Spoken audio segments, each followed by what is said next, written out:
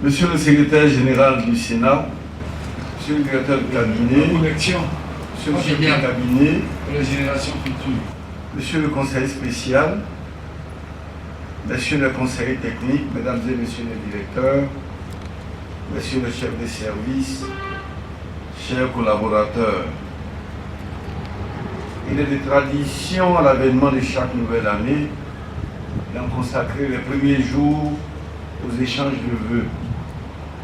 Je voudrais donc vous exprimer toute ma joie et vous remercier de l'honneur que vous me faites à travers cette cérémonie chargée de symboles. Je tiens à féliciter le comité d'organisation avec à sa tête le secrétaire général pour ce moment qui contribue à renforcer l'esprit d'équipe au sein de notre famille professionnelle. Mesdames et messieurs, chers collaborateurs, je voudrais vous assurer de l'attention particulière du grand intérêt que j'ai accordé à votre porte-parole, mais aussi à vos vœux formulés pour moi, mon épouse, ma famille, ainsi qu'à chacun des membres de ma famille biologique.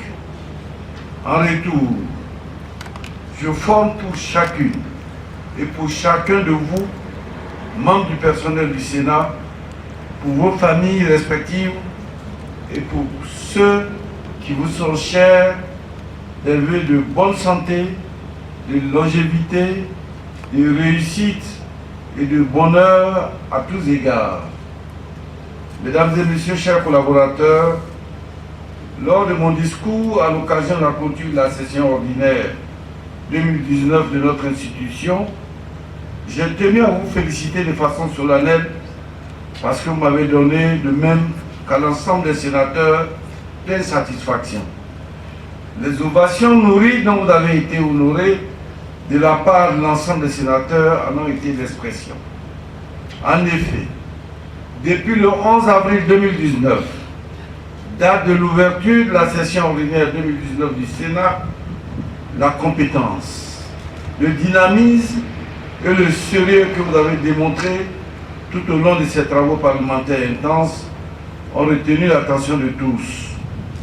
Je peux témoigner que lundi, c'est-à-dire avant-hier, j'ai remis une copie du rapport d'activité du Sénat à son Excellence, Monsieur le Président de la République, garant de toutes les institutions.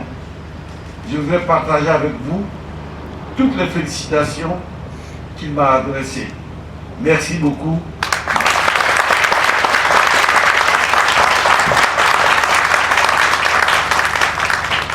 Je voudrais ainsi, pour cette année 2020, vous exhorter à tout mettre en œuvre pour que cette dynamique se renforce. Au moins, je vous invite à garder le cap. Il ne faut jamais vous satisfaire totalement de ce qui a été fait.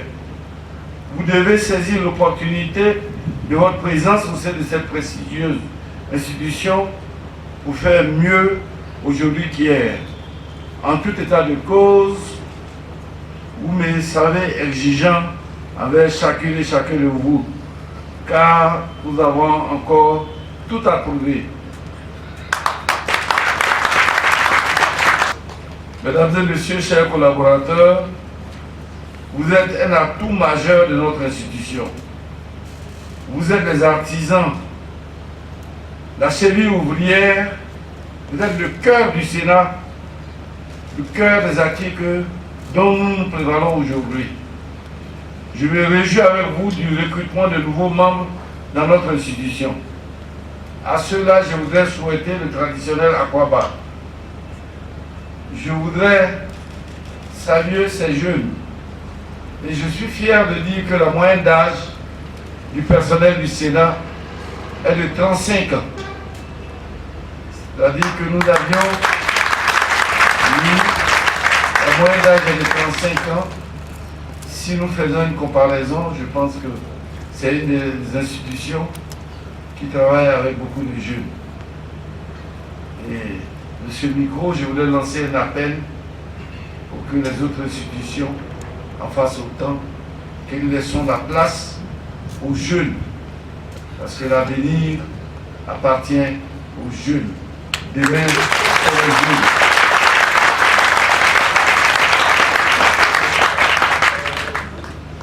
Nous sommes déterminés à faire du Sénat une institution forte, car un pays s'est bâti à travers ces institutions. Les institutions fortes sont animées par des gens forts, des gens bien formés, des gens bien disciplinés, des gens qui aiment avec passion leur pays, qui aiment avec passion la République. Merci d'avoir accepté de vous situer avec nous au rang des pionniers de la construction de cette institution nouvelle. Nous sommes les premiers qui posons les jalons. C'est une chance inouïe, exceptionnelle dans la vie de chacun d'entre nous que d'être, oui, dire un jour à vos enfants ou petits-enfants que lorsqu'on construisait le Sénat, j'y étais, j'ai participé à relever la République. Mesdames et messieurs, chers collaborateurs, j'attends beaucoup de vous. En retour, je peux vous assurer de tout mon soutien, de mon engagement pour vous permettre de travailler dans les meilleures conditions possibles. Je voulais saluer votre capacité de résilience, votre patience, parce que tout s'est fait dans la résilience et dans la patience. Et aujourd'hui, le déploiement sur Yamoussoukro dans les locaux plus adaptés offrant un meilleur cadre de travail illustre bien cette volonté de résilience, de patience, tant à mon niveau qu'au niveau du chef de l'État. Mesdames et messieurs, chers collaborateurs, l'année 2020 qui commence présage de nombreux défis. Comme vous l'avez mentionné dans vos propos, l'organisation très prochaine du Forum des collectivités territoriales en est le premier d'une longue liste et je compte sur vous pour que cet événement soit une réussite totale. Le défi ultime reste d'assurer une activité législative intense à travers le positionnement du Sénat comme une force de proposition incontournable.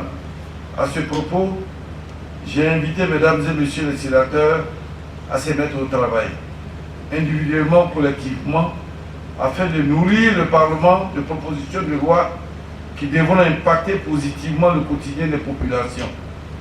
Les sénateurs auront besoin pour ce faire de votre assistance dans la conduite de ce travail législatif, sinon de ce travail technique. Je vous engage donc à redoubler d'ardeur et d'abnégation pour relever l'ensemble de ces défis. Je sais déjà pouvoir compter sur vous. Vous m'en avez suffisamment donné la preuve. Mesdames et messieurs, chers collaborateurs, c'est sur ces mots que je voudrais clore mon propos tout en réitérant mes vœux de bonne santé, santé physique, santé morale, santé financière et la promotion pour chacun d'entre vous. Et certainement, vous avez vu certains de vos collègues arborer à fierté les médailles de la République. Oui, il parlait du vieil homme et la médaille, mais je pense que ici, c'est le mérite. C'est le mérite. Et tout travail mérite un salaire. Le salaire de la République, ce sont les décorations. Plus vous allez travailler, plus nous allons introduire auprès de la grande chancellerie, auprès du président de la République, les noms de certains de nos collaborateurs.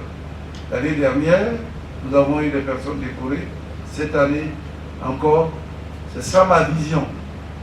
Il faut valoriser les collaborateurs. Je compte sur vous. Valorisez vous-même pour que je puisse vous valoriser. Bonne année à tous.